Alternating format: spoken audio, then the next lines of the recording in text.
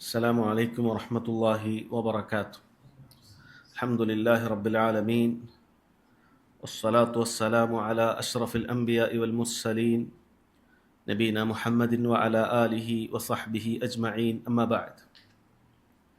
ബഹുമാന്യരായ സഹോദരങ്ങളെ, അൽ ഹാഫിദ് നവവി റഹിമഹുല്ലാ രചിച്ചിട്ടുള്ള അൽ അർബഊൻ നവവിയാണ് നമ്മൾ വായിച്ചു വരുന്നത്.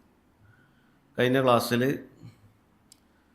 സുദീർഘമായ ഒരു ഹദീസിൻ്റെ പാതിഭാഗമാണ് നമ്മൾ വായിച്ച് വിശദീകരിച്ചത്. 24-ാമത്തെ ഹദീസാണ് അബൂദർ അൽ ഗിഫാരി റളിയല്ലാഹു അൻഹു ഉദ്ധരിക്കുന്ന മനോഹരമായ ഹദീസ്. നബി സല്ലല്ലാഹു അലൈഹി വസല്ലം അല്ലാഹു സുബ്ഹാനഹു വ തആലയിൽ നിന്നും ഉദ്ധരിച്ചുകൊണ്ട് അല്ലാഹു തആല പറഞ്ഞു എന്ന് പറയുന്ന ഖുദ്സിയായ ഹദീസാണ് നമ്മൾ വായിച്ചു തുടങ്ങിയത്.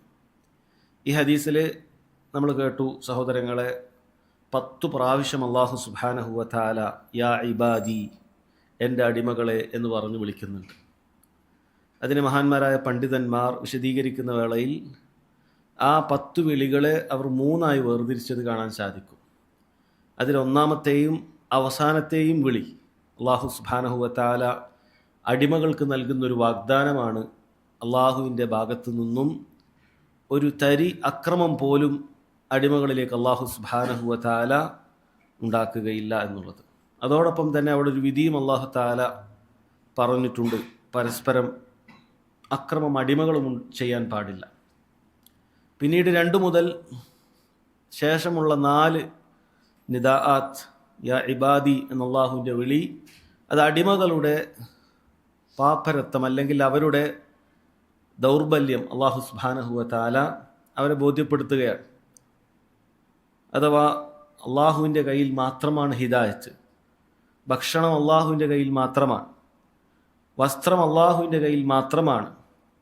അതുപോലെ നിങ്ങൾക്ക് നിരന്തരം തിന്മകൾ സംഭവിച്ചു പോകുന്നവരാണ്, പാപമോചനം അള്ളാഹുവിൻ്റെ കയ്യിൽ മാത്രമാണ് എന്ന് പറഞ്ഞ അടിമകൾ അവർ ഫുഖറാക്കളാണ്, ദരിദ്രരാണ്, അള്ളാഹു മാത്രമാണ് ഗിനയുള്ളവൻ, ധന്യനായവൻ എന്ന് പഠിപ്പിക്കുകയാണ്. ശേഷമുള്ള 4 വിളികളിലും സഹോദരങ്ങളെ ഇൻഷാ അല്ലാഹ് നമുക്കിന്ന് വായിക്കേണ്ട കാര്യങ്ങളാണ്.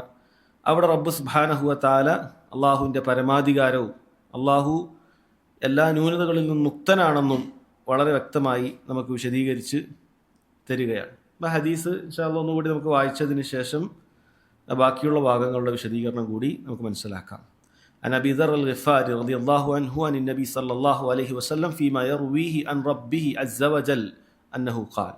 അബൂദർ റളിയല്ലാഹു അൻഹു നബി സല്ലല്ലാഹു അലൈഹി വസല്ലം തൻ്റെ റബ്ബിൽ നിന്ന് ഉദ്ധരിച്ചതായി നമുക്ക് പറഞ്ഞു തരുന്നു. നബി സല്ലല്ലാഹു അലൈഹി വസല്ലം പറയാണ്, ഖാല അല്ലാഹു സുബ്ഹാനഹു വ തആല പറഞ്ഞു, യാ ഇബാദി, എൻ്റെ അടിമകളെ, ഇന്നി ഹറംതു ദുൽമ അലാ നഫ്സി വജഅൽതുഹു ബൈനകും മുഹറമൻ ഫലാ തദാലമു. എൻ്റെ അടിമകളെ, ഞാനിതാ എനിക്കുമേൽ തന്നെ അക്രമത്തെ നിഷിദ്ധമാക്കിയിരിക്കുന്നു, അതുപോലെ നിങ്ങൾക്കിടയിലും പരസ്പരം അക്രമത്തെ അള്ളാഹു നിഷിദ്ധമാക്കിയിരിക്കുന്നു. ഫലാ തദാലമു, പരസ്പരം നിങ്ങൾ അക്രമം ചെയ്യാൻ പാടില്ല. അതിൻ്റെ വിശദീകരണങ്ങൾ നമ്മൾ പറഞ്ഞതാണ്.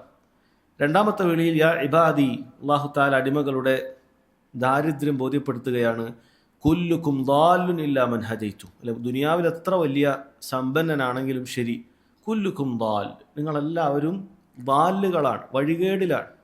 ഇല്ലാ മൻ ഹദൈതു, അള്ളാഹു സുബ്ഹാനഹു വ തആല അവൻ്റെ മാർഗദർശനം ലഭിച്ച ആളുകൾ മാത്രമാണ്.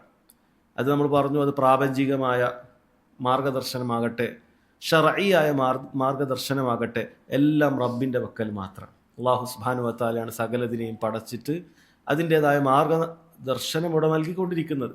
അതിൻ്റെ അടിസ്ഥാനത്തിൽ മാത്രമാണ് മനുഷ്യർക്ക് അവരുടെ ഭൗതിക ലോകത്തോടെ ജീവിച്ചു പോകാൻ സാധിക്കുന്നത്. പറവകളും മൃഗങ്ങളും എല്ലാം അങ്ങനെ തന്നെയാണ്. അതേപോലെ ഏറ്റവും വലിയ മാർഗദർശനമായ ഹിദായത്ത്, ശർഈയായ ഹിദായത്ത്, അതും അല്ലാഹു സുബ്ഹാനഹു വ തആല നൽകേണ്ടതാണ്. അത് റബ്ബ് സുബ്ഹാനഹു വ തആല കിതാബ് അവതരിപ്പിച്ചുകൊണ്ട് അമ്പിയാക്കളിലൂടെ അവൻ്റെ ഹിദായത്തിലേക്കുള്ള പ്രകാശം നമുക്ക് എത്തിച്ചു വന്നിരിക്കുന്നു.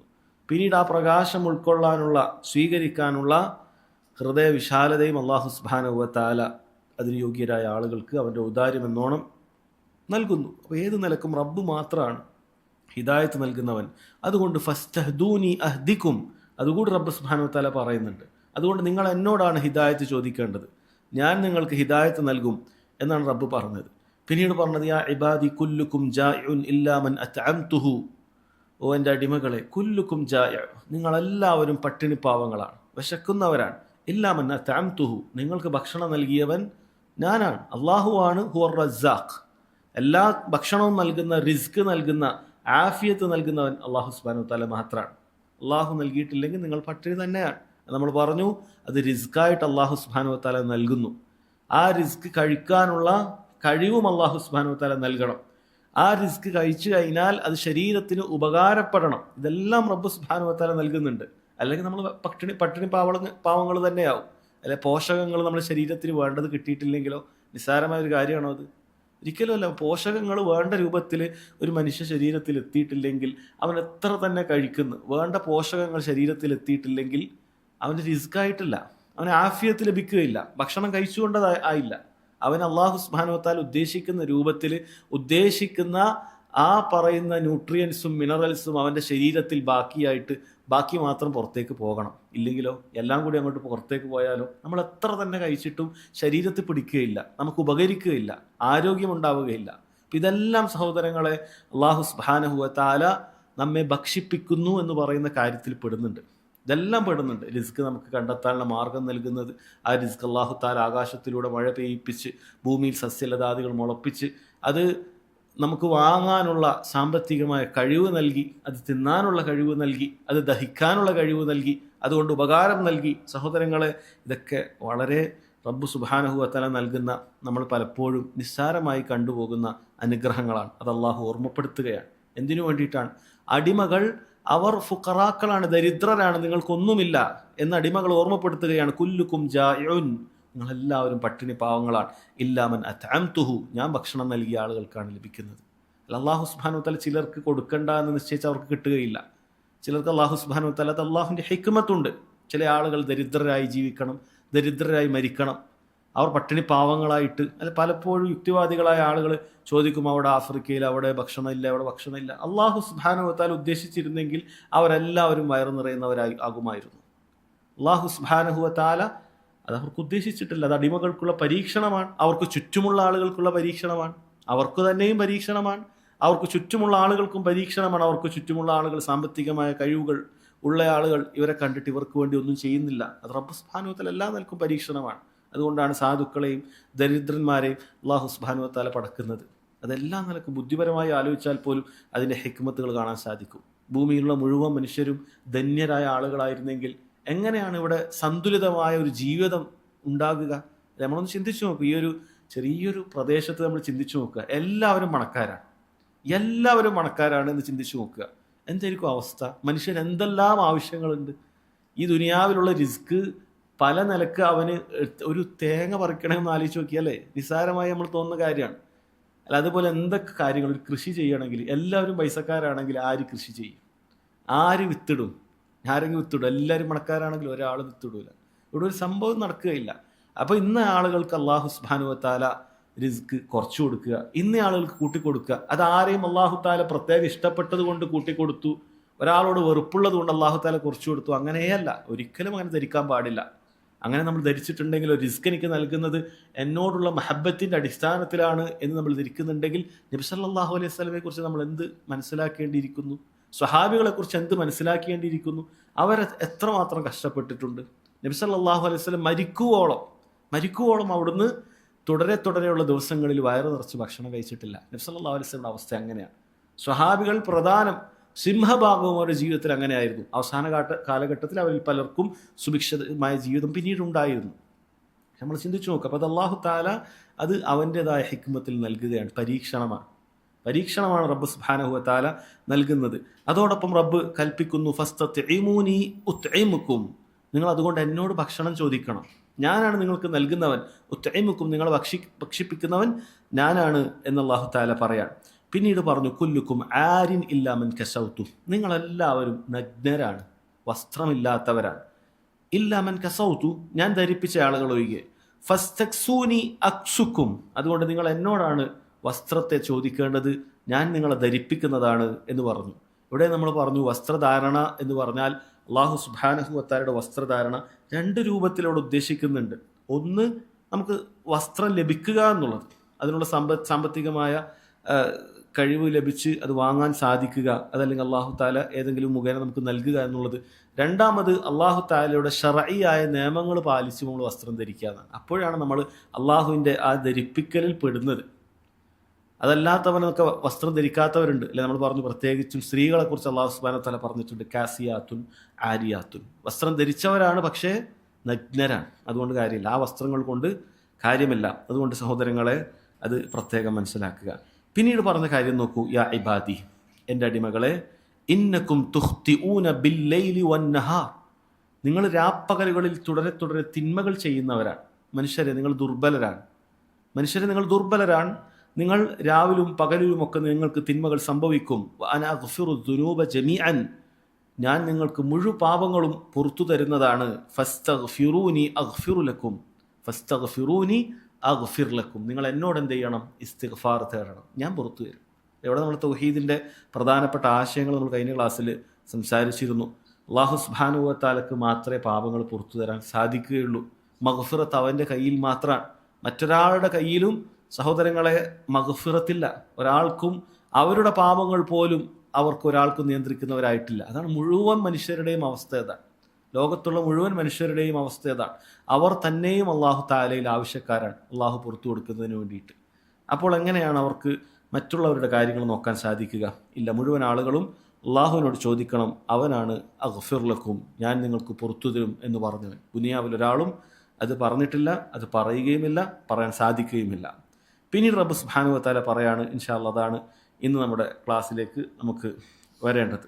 അല്ലാഹു തആല പറയുന്നു, യാ ഇബാദി ഇന്നക്കും ലം തബ്ലുഗു ദർരി ഫതദുറൂനി വലൻ തബ്ലുഗു നഫ്ഇ ഫതൻഫഊനി, എൻ്റെ അടിമകളെ, നിങ്ങൾക്ക് എന്നെ ഉപദ്രവിക്കാൻ സാധിക്കുകയില്ല. അങ്ങനെ നിങ്ങൾക്ക് എന്നെ ഉപദ്രവിക്കോളം നിങ്ങൾക്ക് അതിനു വേണ്ടിയുള്ള പരിശ്രമങ്ങൾ ചെയ്യാൻ സാധിക്കുകയില്ല.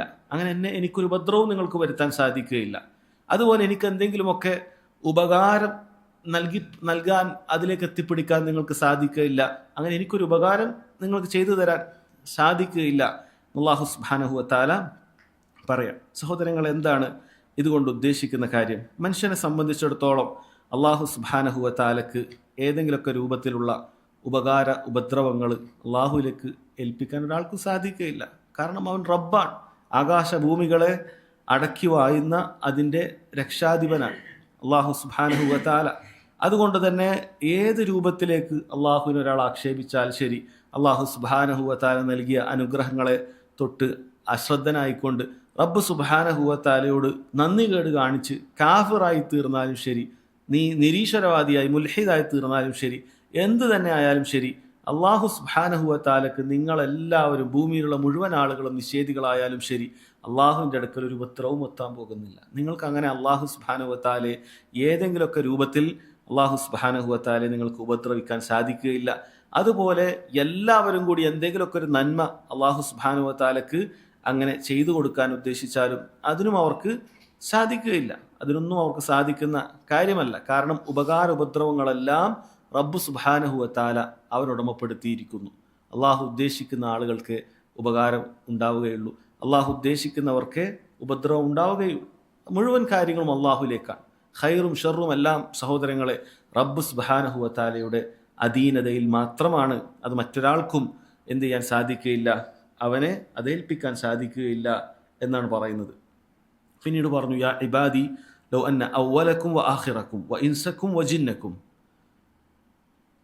കാനു അലാ അത്ഖാ ഖൽബി റജുലിൻ വാഹിദിൻ മിൻകും മാ സാദ ദാലിക ഫീ മുൽക്കി ഷൈഅ. എൻ്റെ അടിമകളെ, ലൗ അന്ന അവ്വലക്കും, നിങ്ങളിലുള്ള ആദ്യത്തെ ആളുകൾ, വ ആഖിറക്കും, നിങ്ങളിൽ അവസാനം മരിച്ചു പോകുന്നയാൾ, വ ഇൻസക്കും വ ജിന്നക്കും, മുഴുവൻ മനുഷ്യരും ജിന്നുകളും എല്ലാവരും, കാനു, അവർ ആയിത്തീർന്നു, അലാ അത്ഖാ ഖൽബി റജുലിൻ വാഹിദിൻ മിൻകും, നിങ്ങളിലുള്ള ഏറ്റവും തഖ്വയുള്ള ഒരു മനുഷ്യൻ ദുനിയാവിലുണ്ടല്ലോ, അയാളുടെ കൽബിൻ്റെ അത്രയും തഖ്വ ദുനിയാവിലുള്ള മുഴുവൻ മനുഷ്യർക്കും ലഭിച്ചു എന്ന് നിങ്ങൾ കരുതുക.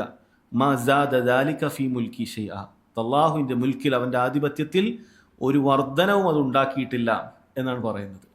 എന്താണ് ഇവിടെ അത്ഖ എന്നുകൊണ്ട് ഉദ്ദേശിച്ച? അത്ഖ ഖൽബു റജുൽ, ആരാണത്? ഏറ്റവും തഖ്വയുള്ള കൽബുള്ള മനുഷ്യൻ ആരാണ്? നബിയുന മുഹമ്മദ് മുസ്തഫ സല്ലല്ലാഹു അലൈഹി വസല്ലം, അള്ളാഹുവിൻ്റെ റസൂലായ അഷ്റഫുൽ ഖൽക്കായ നമ്മുടെ നബിയായ മുഹമ്മദ് മുസ്തഫ സല്ലല്ലാഹു അലൈഹി വസല്ലമയാണ്.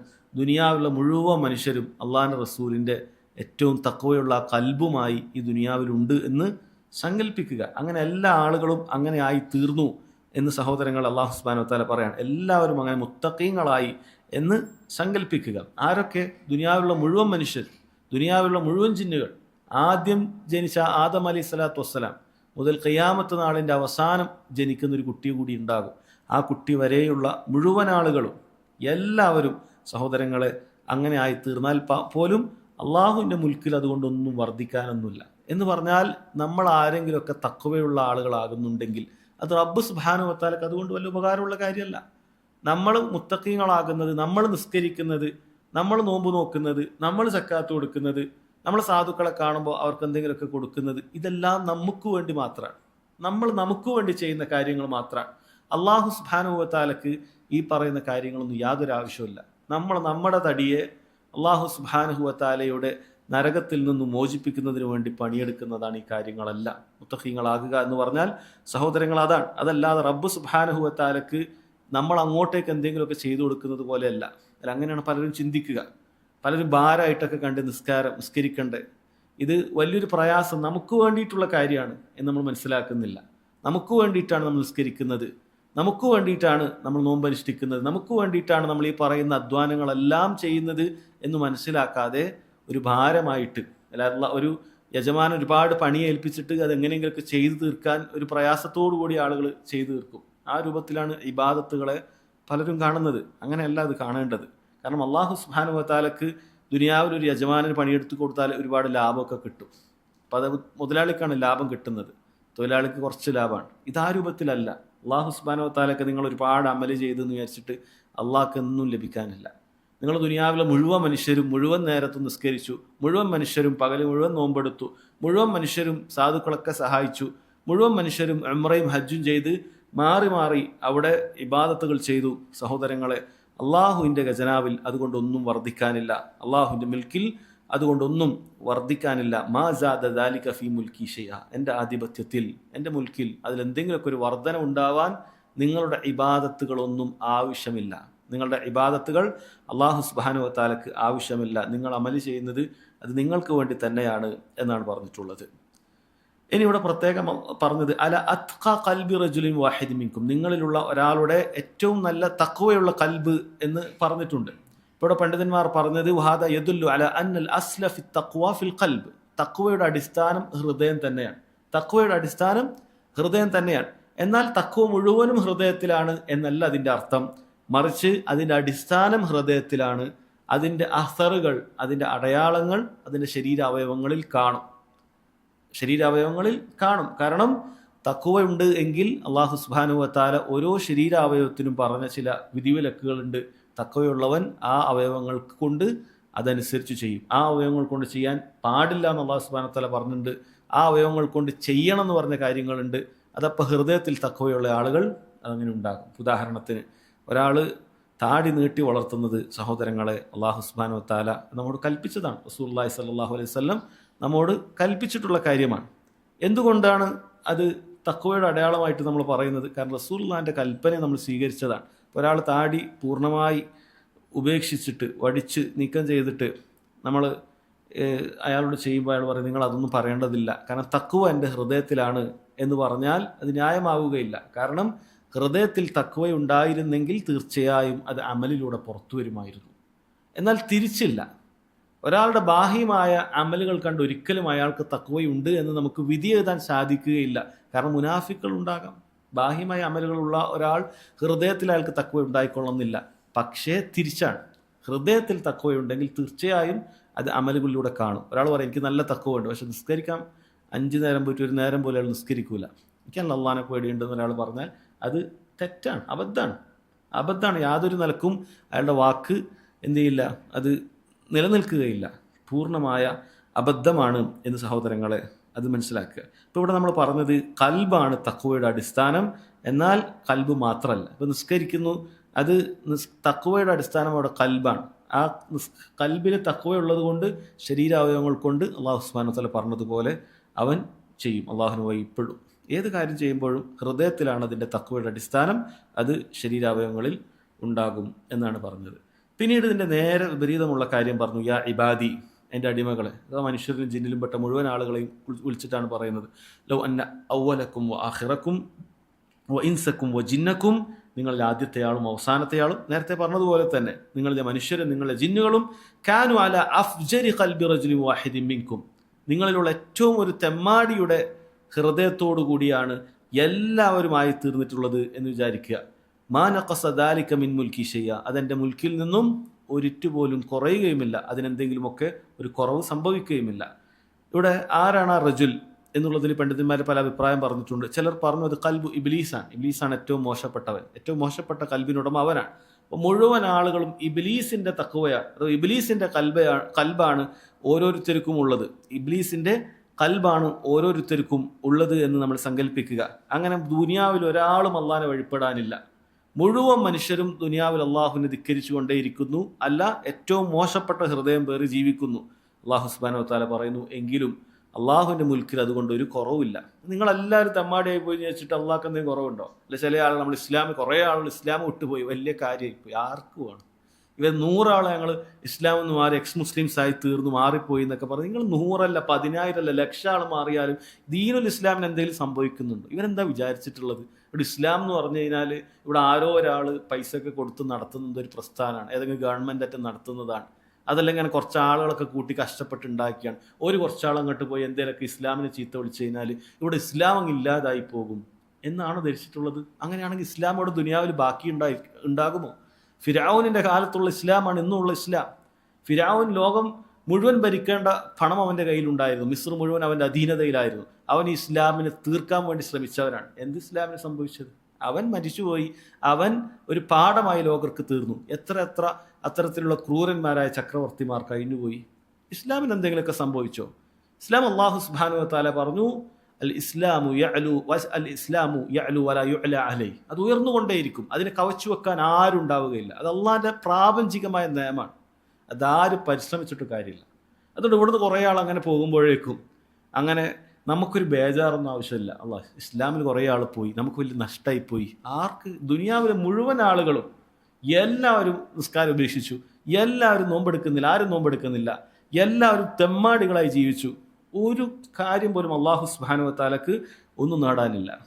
അള്ളാഹു സുബ്ഹാനഹു വ തആലക്ക് അവനൊരു കുറവ് സംഭവിക്കാനില്ല എന്നുള്ള കാര്യം നമ്മൾ മനസ്സിലാക്കുക. നമ്മൾ മുസ്ലിം ആകുക നമുക്ക് വേണ്ടിയിട്ടാണ്. നീ ഇസ്ലാം ഉപേക്ഷിച്ചാൽ നീ നരകത്തിലേക്ക് കടക്കാം, നരകത്തിലെ വറകായി നീ തീരും എന്നല്ലാതെ ഇവിടെ ഏതെങ്കിലുമൊക്കെ ഒരു മുസ്ലിം സംഘടനക്കോ അല്ലെങ്കിൽ മുസ്ലിമീങ്ങളായിട്ടുള്ള ആളുകൾക്കോ ഒരു കുഴപ്പവും ഒരു പ്രയാസവും ഇവിടെ ഇല്ല.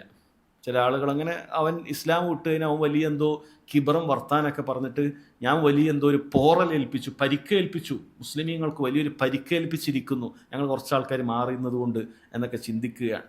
ആർക്ക് പോയി? നീ നരകത്തിൻ്റെ വിറകായി തീരുമെന്നല്ലാതെ ഒരാൾക്കും ഒരു ചുക്കും ഒരു പ്രയാസമില്ല. നമ്മളെ സംബന്ധിച്ചിടത്തോളം നിനക്കുള്ള മറുപടി ഒരു ബയാനായിട്ട് പറയേണ്ട ആവശ്യം പോലുമില്ല. കാരണം നീ മനസ്സിലാക്കിയിട്ട് പേച്ചു പോയവനാണ്, മനസ്സിലാക്കിയിട്ട് അതിനെ പരിഹസിച്ചു പോയവനാണ്. നിനക്ക് ദഅവത്ത് എത്താത്ത പ്രശ്നം പോലുമില്ല. നിനക്കൊരു മറുപടി പോലും ഞങ്ങൾ പറഞ്ഞിട്ടില്ലെങ്കിലും നിനക്ക് മേലുള്ള ഹുജ്ജത്ത് നീ തന്നെ സ്ഥാപിച്ചു കഴിഞ്ഞിരിക്കുന്നു. നീ നരകത്തിൻ്റെ പുറകാകാൻ നീ തീരുമാനിച്ചതാണ്. യാതൊരു പ്രയാസവും യാതൊരു ബുദ്ധിമുട്ടും സഹോദരങ്ങളെ അതുകൊണ്ട് ഒരാൾക്കും അവിടെ സംഭവിക്കാനില്ല.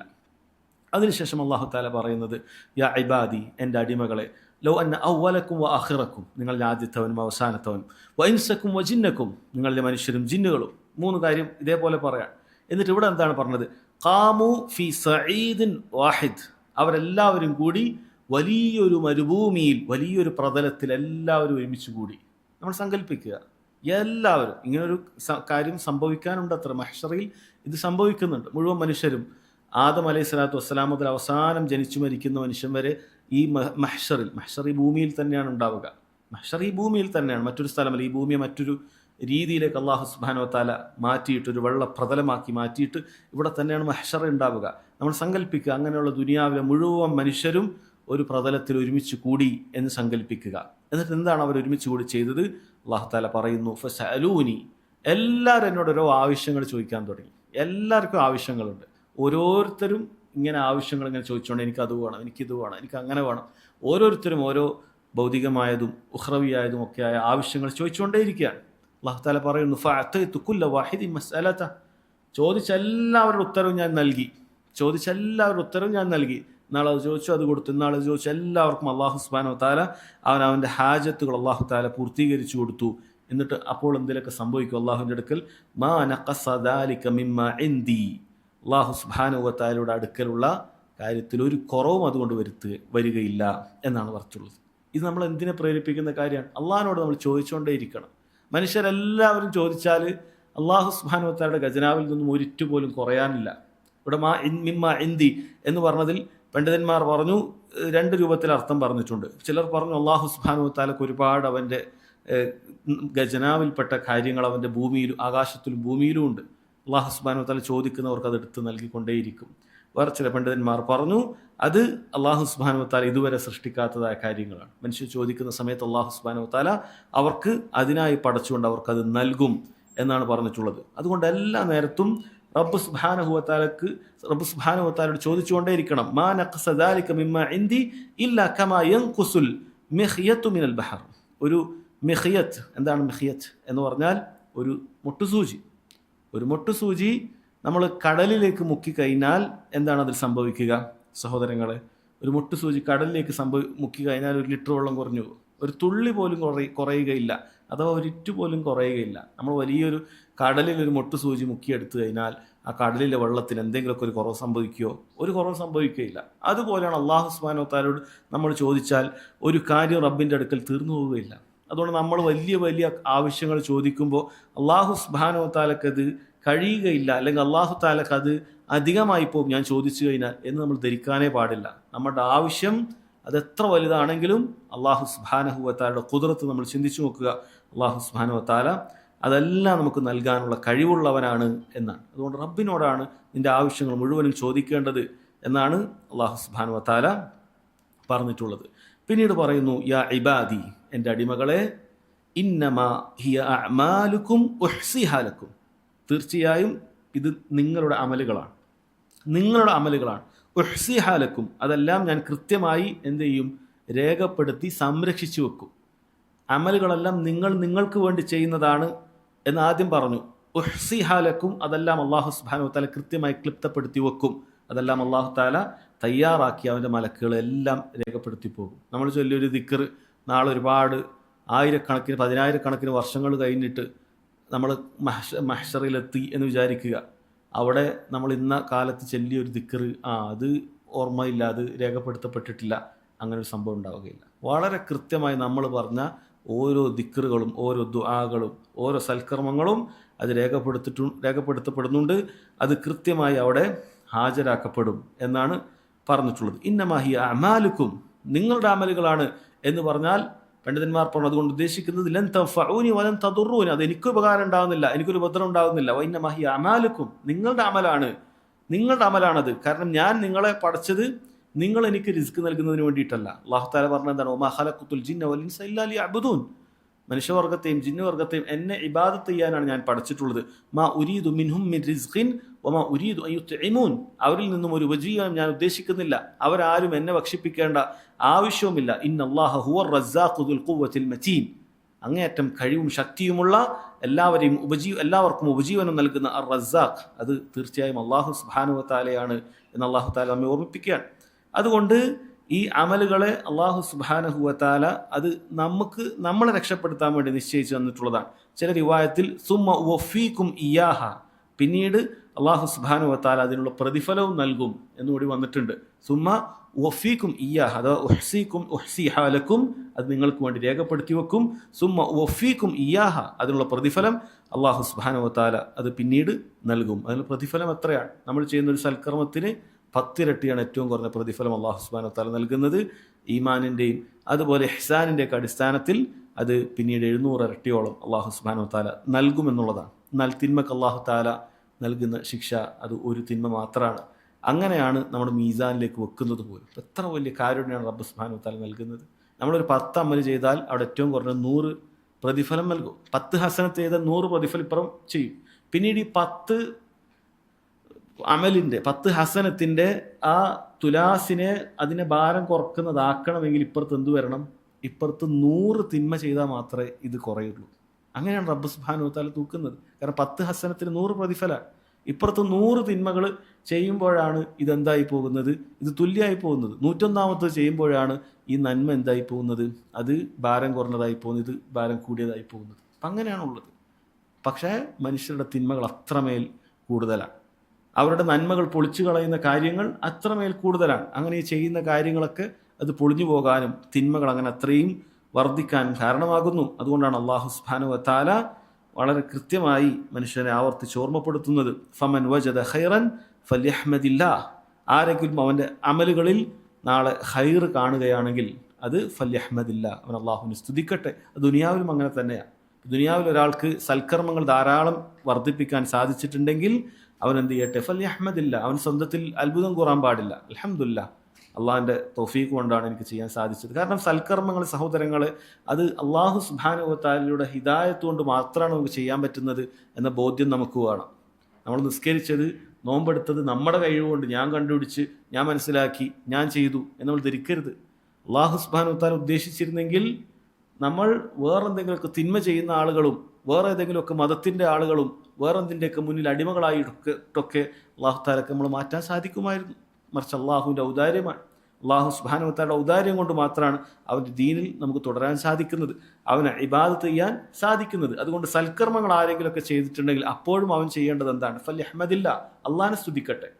അള്ളാഹിനെ സ്തുതിക്കുകയാണ് വേണ്ടത്. സൽക്കർമ്മങ്ങൾ ഒരാൾക്ക് ചെയ്യാൻ സാധിച്ചാൽ അവൻ അതാണ് ചെയ്യേണ്ടത്.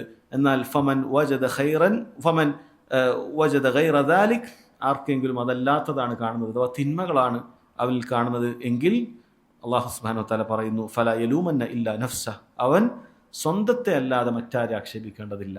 കാരണം അള്ളാഹു സുബ്ഹാനഹു വ തആല ഒരിക്കലും ഒരു തിന്മയും നമ്മൾ നിർബന്ധിപ്പിച്ച് ചെയ്യുന്നില്ല. തിന്മ ചെയ്യുന്നത് ആരാണ്? നമ്മൾ സ്വന്തം തന്നെയാണ്. നന്മ ചെയ്യാൻ അള്ളാഹു സുബ്ഹാനഹു വ തആല ഒരു തടസ്സവും സൃഷ്ടിച്ചിട്ടില്ല, അല്ലേ?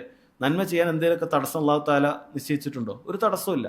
നന്മ ചെയ്യാൻ അള്ളാഹു തആല അതിൻ്റെ മാർഗങ്ങൾ ഇങ്ങനെ എളുപ്പമാക്കി നൽകിക്കൊണ്ടേയിരിക്കുകയാണ്. അല്ല, മാർഗങ്ങൾ എളുപ്പമാക്കി നൽകിക്കൊണ്ടേയിരിക്കുകയാണ്. നമ്മുടെ അലസത, നമ്മുടെ അശ്രദ്ധ, അതുകൊണ്ടാണ് നമ്മൾ നന്മകൾ പലതും പാഴാക്കിയത്. തിന്മകൾ അള്ളാഹു സുബ്ഹാനഹു വ തആല നമ്മൾ നിർബന്ധിച്ചിട്ട് ഏതെങ്കിലുമൊക്കെ തിന്മ ചെയ്തിട്ടുണ്ടോ? ഇല്ല, അള്ളാഹു അങ്ങനെ ചെയ്തിട്ടേ ഇല്ല. അങ്ങനെ ആർക്കെങ്കിലും നിർബന്ധപൂർവ്വം ഒരു തിന്മ ചെയ്യേണ്ടി വന്നാൽ പോലും ദീനുൽ ഇസ്ലാമിന് അതിനെന്തില്ല, കുറ്റമില്ല, അല്ലേ? അത് എത്രത്തോളം ഒരാൾ കുഫറിൻ്റെ വാക്ക് പറഞ്ഞാൽ പോലും അയാൾ മരണ വെപ്രാളത്തിലാണെങ്കിൽ മരിക്കാൻ സാധ്യതയുണ്ട് എന്ന കാരണത്താലാണ് അയാളത് പറഞ്ഞിട്ടുണ്ടെങ്കിൽ അള്ളാഹു സുബ്ഹാനഹു വ തആല അത് കുഫറിൻ്റെ വാക്കായി പരിഗണിക്കുന്നില്ല എന്നാണ് പറഞ്ഞത്. അത് നിർബന്ധപൂർവ്വം ഒരാൾക്ക് ചെയ്യേണ്ടി വന്നാൽ അതുപോലും പരിഗണിക്കുന്നില്ല. അതുകൊണ്ട് ആരെങ്കിലും അവൻ്റെ സഹീഫത്തിൽ, അവൻ്റെ അക്കൗണ്ടിൽ അവൻ തിന്മകളാണ് കാണുന്നത് എങ്കിൽ ഫലാ യലൂമന്ന ഇല്ലാ നഫ്സ, അവൻ സ്വന്തത്തെ തന്നെ ആക്ഷേപിച്ചാൽ മതി. കാരണം നീ മനസ്സിലാക്കാത്തത് കൊണ്ടാണ്, നീ പഠിക്കാത്തത് കൊണ്ടാണ്, നീ അമല് ചെയ്യാത്തത് കൊണ്ടാണ്, നീയാണ് പാഴാക്കി കളഞ്ഞത് എന്നാണ് സഹോദരങ്ങളെ ഇതിൽ നിന്നും മനസ്സിലാക്കാൻ സാധിക്കുന്നത്. അപ്പോൾ ഈ ഹദീസിൽ 10 പ്രാവശ്യം അള്ളാഹു സുബ്ഹാനഹു വ തആല യാ ഇബാദി യാ ഇബാദി എന്ന് പറഞ്ഞിട്ട് അള്ളാഹു ഒരിറ്റക്രമവും അടിമകളോട് ചെയ്യുകയില്ല എന്ന് നമ്മെ പഠിപ്പിച്ചു. അതുപോലെ മുഴുവൻ പടപ്പുകളും അള്ളാഹുവിലേക്ക് സദാ ആവശ്യക്കാരായ ഫുഖറാക്കളായ ആളുകളാണ്. അള്ളാഹുവാണ് എല്ലാത്തിനും തികഞ്ഞ ഗനിയായവൻ, അവനിലേക്കാണ് നിങ്ങൾ തിരിക്കേണ്ടത്. നിങ്ങളുടെ മുഖവും നിങ്ങളുടെ അമലുകളും നിങ്ങളുടെ പ്രവർത്തനങ്ങളുമെല്ലാം അള്ളാഹു സുബ്ഹാനഹു വ തആലയിലേക്കാണ് തിരിക്കേണ്ടത് എന്ന് റബ്ബ് സുബ്ഹാനഹു വ തആല നമ്മെ പഠിപ്പിക്കുകയാണ്. ഇതോടുകൂടി സഹോദരങ്ങൾ, ഈ ഹദീസിൻ്റെ ചെറിയ രൂപത്തിലുള്ള വിശദീകരണങ്ങൾ നമുക്ക് മനസ്സിലാക്കാൻ സാധിച്ചു. അള്ളാഹു സുബ്ഹാനഹു വ തആല ഈ കേട്ട കാര്യങ്ങളെല്ലാം നമ്മുടെ ജീവിതത്തിൽ പകർത്താൻ നമുക്ക് ഏവർക്കും തൗഫീഖ് ചെയ്യുമാറാകട്ടെ. നമ്മിൽ നിന്നൊക്കെ വന്നു പോയിട്ടുള്ള ചെറുതും വലുതുമായ പാപങ്ങൾ അള്ളാഹു സുബ്ഹാനഹു വ തആല അവൻ്റെ മഹത്തായ ഔദാര്യത്തിനാൽ വിട്ടുപുറത്തു മാപ്പാക്കി നൽകുമാറാകട്ടെ. വഹാദാ വല്ലാഹു തആല അഅലം വസല്ലല്ലാഹു അലാ നബീന മുഹമ്മദ് വഅലാ ആലിഹി വസഹ്ബിഹി വസല്ലം.